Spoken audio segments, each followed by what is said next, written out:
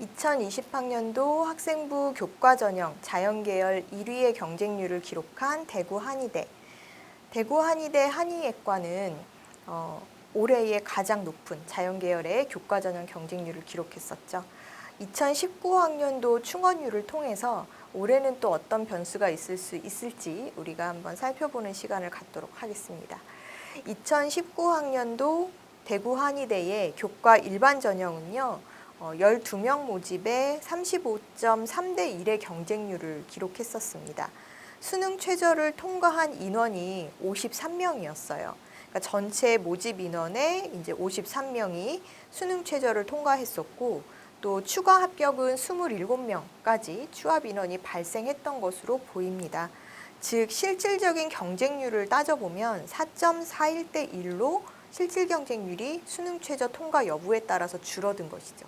그래서 여러분들 아까 그 앞 시간에 저희가 자연계열의 상위 베스트 5 경쟁률을 봤지만 수능 최저를 통과했느냐 마느냐 그리고 중복 지원으로 이탈자가 있느냐 없느냐 이런 것에 따라서 올해도 충원율이라든지 수능 최저라는 변수를 통해서 실질 경쟁률이 확 떨어질 수도 있는 상황이라고 보시면 될 것 같아요. 합격자의 학생부 내신 평균이 1.8등급이었고요. 90% 컷은 2.1등급이었습니다. 2등급 초반대까지는 대구 한의대 한의예과를 들어간 사례가 있다라는 거 여러분들이 보시면 되고 이것은 교과 전형이기 때문에요. 학생부 정량적인 요소 외에 다른 것이 반영되지는 않죠. 따라서 교과 내신으로만 했을 때 한 2등급, 2.1등급까지는 그래도 90% 합격자 선에 들었었구나라는 거 여러분들이 알아두시면 좋을 것 같습니다. 2019학년도 학생부 면접 전형은 12명 모집에 29.7대 1을 기록했었는데요. 올해는 34.92대 1로 그 경쟁률이 상승했다라고 보여지죠. 수능 최저를 통과했었던 학생은 지난해 42명이 있었고요. 6명까지 추가 합격이 되었었습니다. 면접을 보는 전형은 추가 합격 인원이 그냥 교과 일반 전형에 비해서 적잖아요. 우리가 여기서 알 수 있는 것은 무엇일까요? 면접이 있는 교과 전형 같은 경우에는 학생부의 불리한 내신을 커버하기 위한 기회로 면접을 활용하는 경우가 많기 때문에 상대적으로 내신만 우수하고 면접을 피하려던 학생들은 오히려 그냥 교과 전형으로 몰리고요. 면접을 보는 학생부 전형은 내신이 상대적으로 조금 불리한 선에서 지원을 하기 때문에 합격하면 중복 합격해서 빠져나가는 인원수가 그만큼 적다라고 볼 수가 있는 것이죠. 그래서 지금 6명까지 추가 합격이 됐었고 실질 경쟁률이 3.5대 1로 확 줄어들었었습니다. 합격자의 평균 내신은 1.6, 90% 컷은 1.7이라는 결과가 보였죠. 지금 면접형을 보면은 여러분들이 그런데 생각보다 교과 일반 전형보다 합격 컷은 조금 더 높았네 라는 걸 볼 수 있죠. 네, 그래서 우리가 어찌 보면은 이제 경쟁률로 따져보면은 교과 일반형이 훨씬 높고 또 면접이라는 변수가 없기 때문에 다 지원을 한다. 수능 최저 통과하는 경우도 사실 교과 일반 전형이 훨씬 더 많았다라고 보는데 내신상으로는 또 상위권 학생들이 면접형에 더 많았다라는 걸 알 수 있죠. 그래서 내신 성적 선은 사실은 들어가는 선은 거의 1등급 중후반대 학생들이 위주로 많이 붙고요. 최종적으로 합격하는 선은 더 늘어나는데 교과 일반 전형에서는 추가 합격이 그만큼 더 많았었기 때문에 사실은 내신 편차가 더 커졌을 수도 있다. 우리가 이렇게 볼 수 있어요. 그래서 여러분들이 생각보다 그렇네 라고 생각을 하지만 이게 충원율이라는 변수가 미친 영향도 있었겠구나라는 걸로 이해해 두시면 될 것 같습니다. 네, 인문계에서 대구 한의대 학생부 교과 면접형으로 한의예과가 전체 경쟁률 2위를 기록했었는데요. 인문계의 경우 수능 최저를 작년에 통과했었던 인원은 36명, 추가 합격 인원은 8명이었습니다. 그래서 실질 경쟁률이 3대 2를 기록했었죠.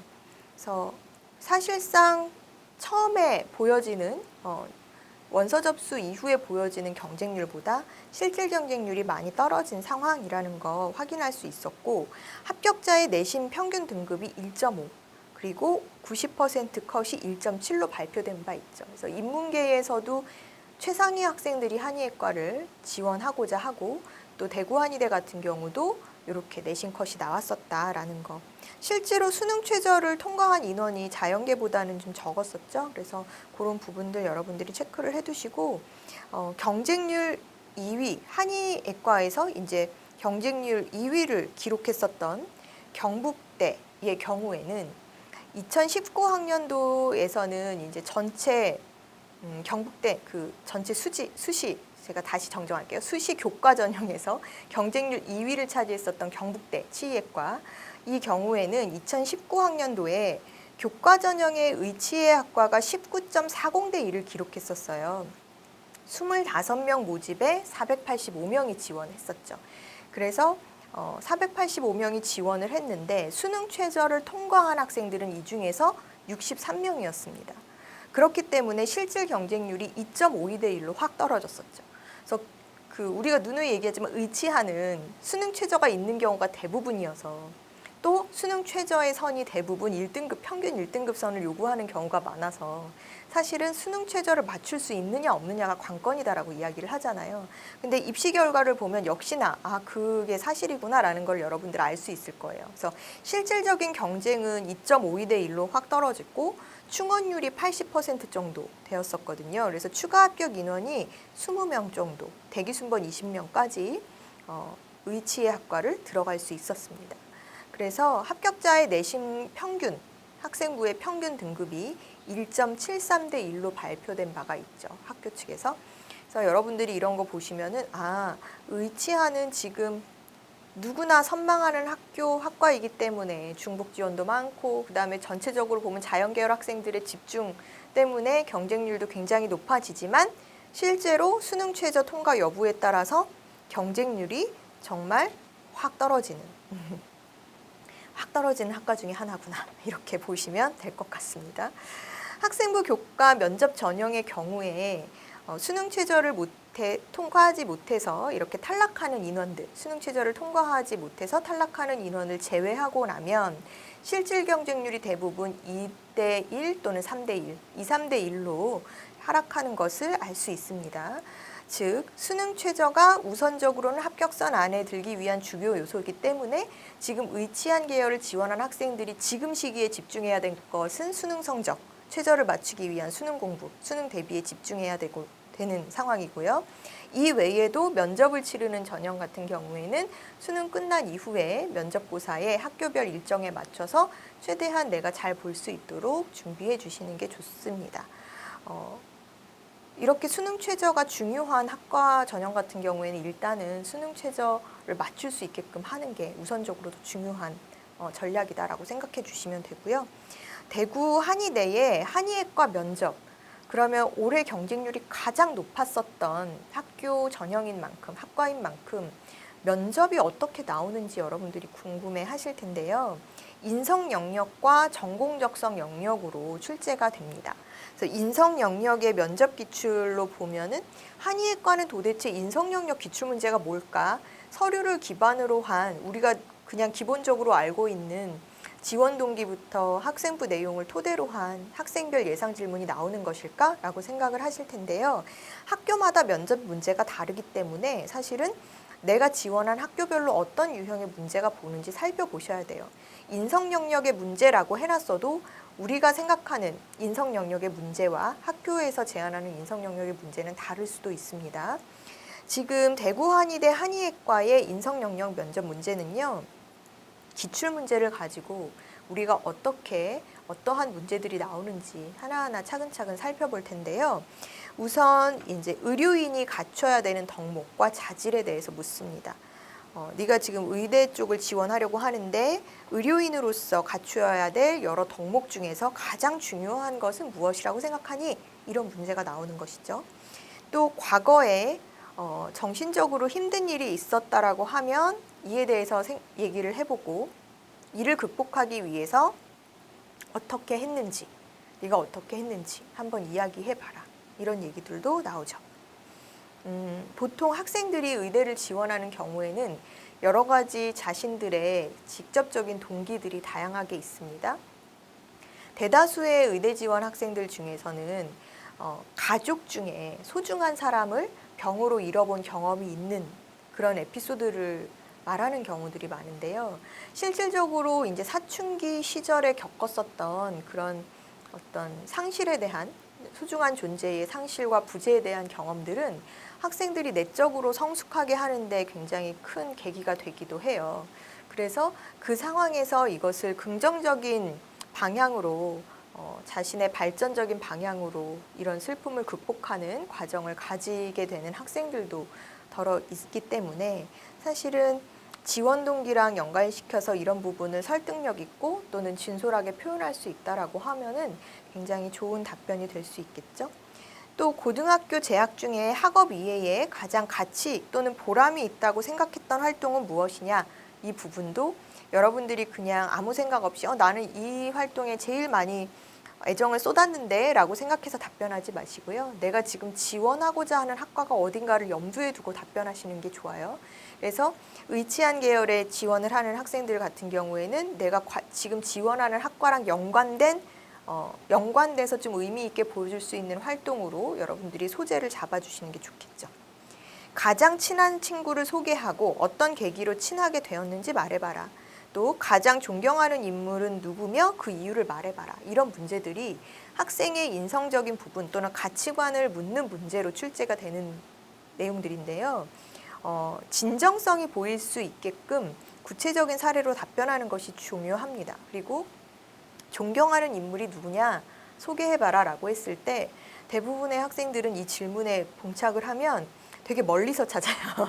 그러니까 내가 읽은 책 속에서 위인 뭐 아니면 나랑 거리가 좀 있지만 어떤 공적인 인물들을 찾기 마련이죠. 그래서 뭐 위인이라든지 아니면 의사 중에서 유명한 그런 의료인 중에서 뭐 롤모델이 되는 사람을 찾거나 뭐 이렇게 찾으려고 하다 보니까 사실은 내용 자체가 굉장히 평범하고 일반적으로 흘러가 버리는 경우가 있거든요.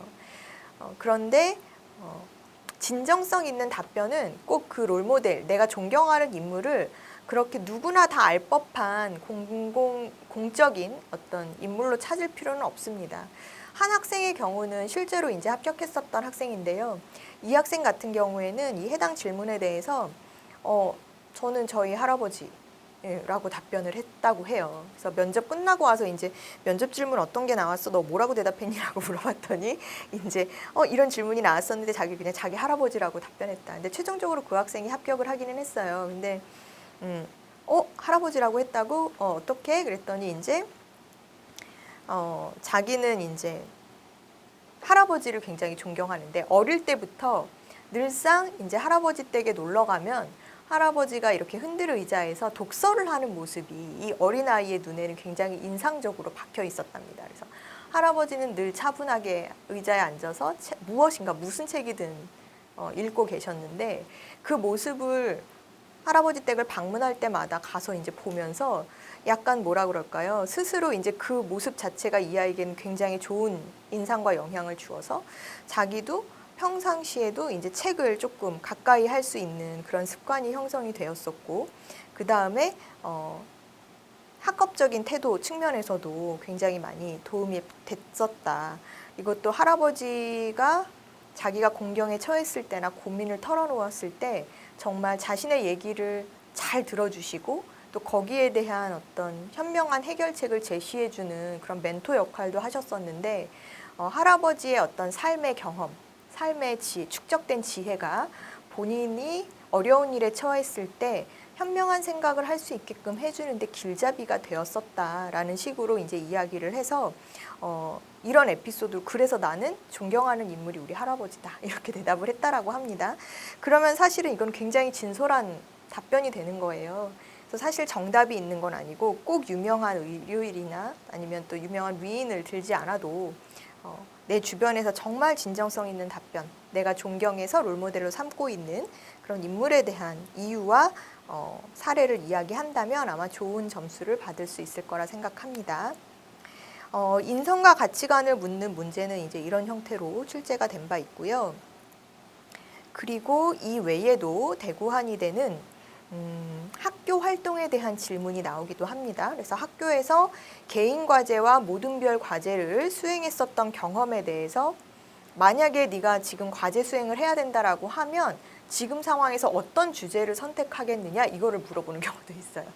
그랬을 때 내가 지금 수행하고 싶은 과제 또는 그 이유는 무엇이냐까지 답변을 해야 되기 때문에 평소 내가 어떤 분야에 호기심과 관심을 가지고 있었는지를 생각해 두는 것이 좋겠죠. 네. 그리고 그 부분이 내가 지원하려고 하는 학과 방향하고 어느 정도 연관성이 있으면 더 좋겠죠. 본인이 살면서 남에게 도움을 줬던 경험이 무엇이냐 이런 것도 물어보고 있고요. 그래서 인성 영역에 대한 에피소드가 없다면 최대한 구상을 해놓는 게 좋을 것 같죠. 대학에 입학을 하면 동기들 또는 선후배 간 목고지, MT를 갈 기회가 있을 텐데 만약에 그 기간에 개인 과외가 잡혔다. 그러면 목고지와 개인 과외 중 무엇을 선택하겠느냐 이런 문제도 물어봅니다. 사실 이거 정답은 없죠. 그러니까 개인의 이득 또는 어떤 사회적인 공적인 어떤 모든 활동 이 부분에서 개인의 이득을 포기할 것이냐 아니면 가지고 갈 것이냐라는 문제인데 사실은 이런 질문들은 여러분들이 현명하게 잘 대답을 해주셔야 될 것 같아요. 그렇죠? 얼마든지 이제 현명하게 대답을 할 수 있는 부분임에도 불구하고 대부분의 학생들은 그냥 고지고대로 받아들여서 융통성 없게 답변하는 경우도 있습니다. 그래서 이 부분은 약간의 융통성을 발휘해야 되는 그런 문제다. 이렇게 보시면 되겠죠. 즉, 이렇게 융통성이란 이런 것이에요. 그 일정을 변경할 가능성이 두 개 중에 어떤 게 더 있느냐 이걸 보시면 되죠. 네.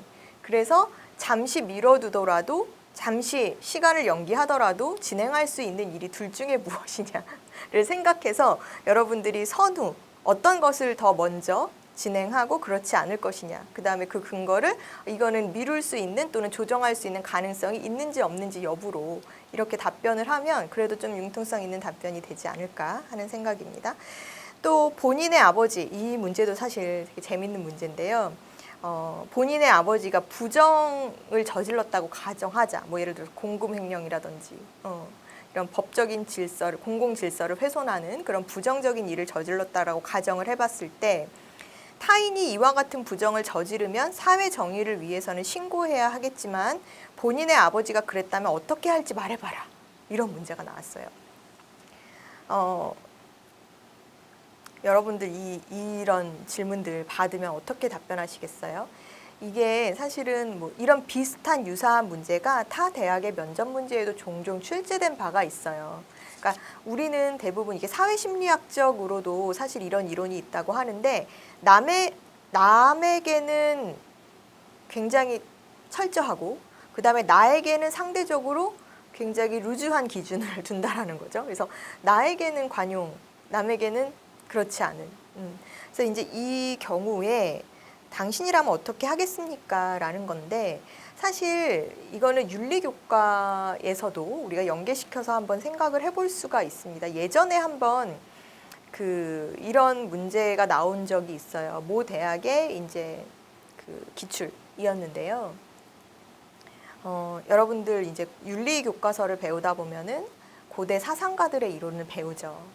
근데 소크라테스의 일화랑 그 비슷한 기원전 시기에 동양에서는 이제 공자가 있었잖아요. 그래서 그 두 개 동서양의 윤리를 비교할 때 우리가 많이 이야기를 하는데 소크라테스의 일화 중에는 이런 게 있어요.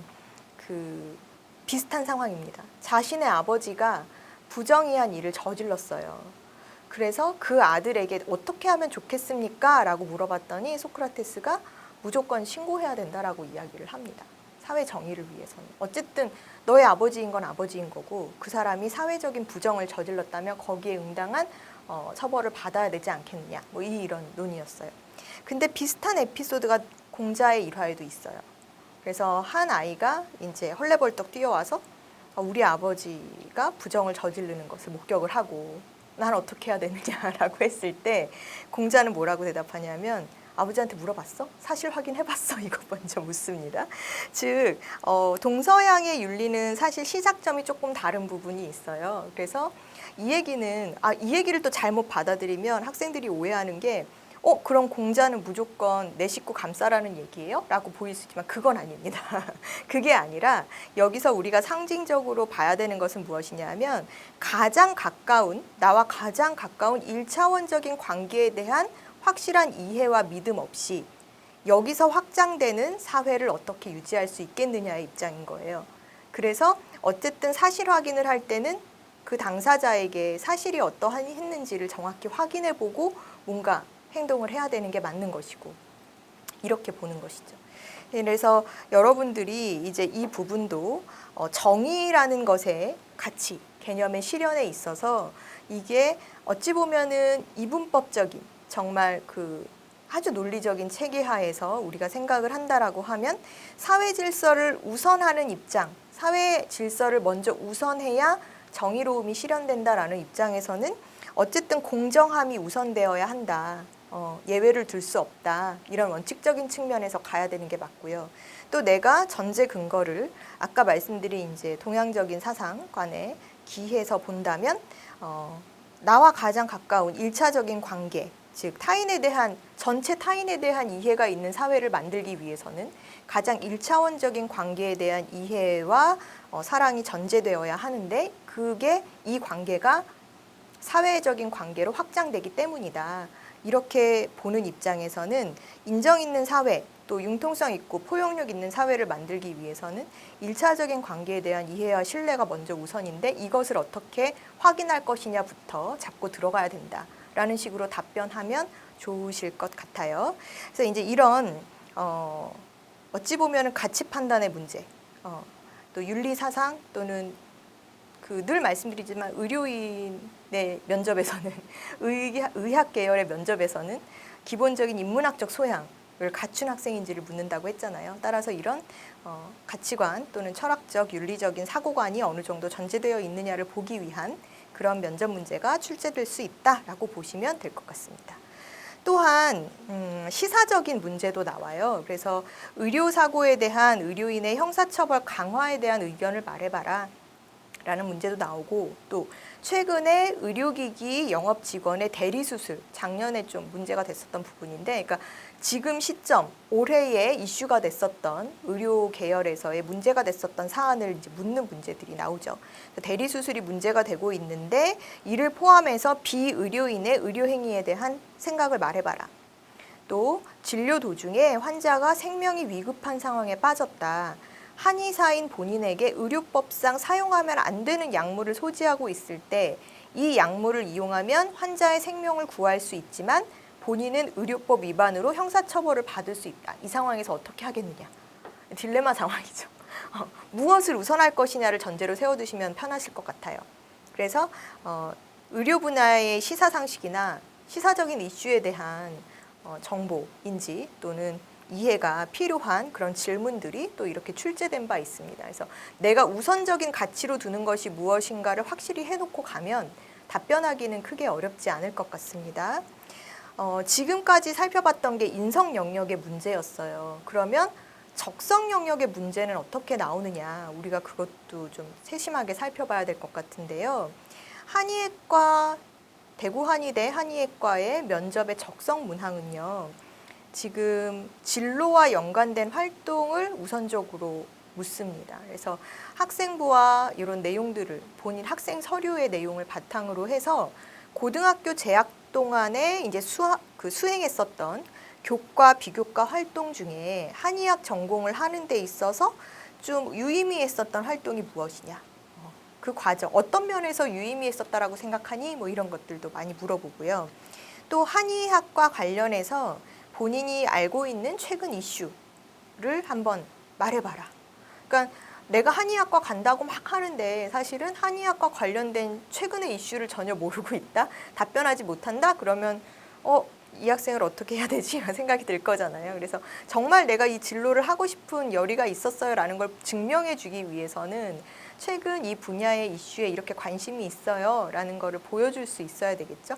어디선가 얼핏 들은 걸 가지고 얘기하면 구체적으로 얘기할 수 없으니까 대구한의대에 지원한 학생들은 이 부분에 대한 면접 준비도 하셔야 될 것 같아요. 한의학, 그 다음에 동양의학 관련 인물 중에 허준과 이재마 외에 알고 있는 사람, 사실 우리 많이 알고 있지 못하잖아요. 지금 나와 있는 두 인물이 어떻게 보면 가장 많이 알려진 이름일 텐데, 이 외에 알고 있는 사람이 있으면 말해봐 라는 거, 역시나 지원 분야에 관심이 있는지를 측정하기 위한 질문이었다라고 보시면 될 것 같습니다. 또한 서양 의학과 한의학이 공존하기 위해서 어떤 노력이 필요할까라는 질문이 나오는데요. 요즘은 의학도 융합식으로 많이 가잖아요. 그러니까는 서양 의학에서도 사실 서양 의학을 하는 사람들과 한의학을 하는 사람들 사이에는 이게 많이 다른 부분이 있어서 융화되기가 쉽지 않다라고 저도 듣고 있는데, 서양에서도 사실은 이런 침술이라든지 동양 의학에서의 측면에 관심을 많이 두고 있고, 그 다음에 어떤 완벽한 어떤 치료의 목적이라기보다는 뭐 통증 완화라든지 여러 가지 이제 장기적인 치유의 목적으로 이런 동양 의학을 활용하는 경우들, 그래서 서양 의학과 같이 결부시켜서 융합하는 경우들이 최근 이슈가 되고 있다라는 내용들 아마 여러분들이 접해 보셨을 거예요. 그래서 이런 것들을 이제 뭐 통합 의료 뭐라는 개념으로 부르기도 하고 그런데요. 즉 이제 고령화 사회, 그다음에 난치병, 뭐 생명 연장 기술의 확대로 인해서 생존 기간을 늘리는 것은 우리가 가능해졌지만, 그렇게 이제 늘어난 삶의 시간에서 얼만큼 질적으로 만족할 수 있느냐, 얼만큼 질적으로 이 사람이 인간다운 삶을 누릴 수 있느냐의 부분이 이제 우리가 해결해야 되는 부분이라고 생각을 한다면, 이런 부분에서 삶의 질을 높일 수 있는 부분까지도 어떤 의학에서 치료의 목적으로 두어야 되지 않겠는가라는 쪽에 관심을 좀 기울이셔야 될 것 같아요. 그게 최근에 의학계에서 많이 주목하고 있는 부분이기도 하죠. 그리고 이것을 보완하기 위한 제도적인 측면이라든지 이런 부분도 많이 논의되고 있는 것도 사실이고요. 그래서 한의학은 어떻게 보면은 뭐 개개인의 체질에 따른 개개인의 체질을 정확하게 분석해서 여기에 맞춤 진단이나 처방이 조금 강점으로 보여지고 있는 분야이고, 반면에 서양 의학이라는 것은 어떤 표준화되고 정형화된 치료 방법을 이제 얘기하는 것이 특징인 것이죠. 그래서 이렇게 두 가지의 어떤 특징적인 차이점, 이런 부분을 잘 알고 있어야 지금과 같은 질문에 답변할 수 있지 않을까 하는 생각이 듭니다.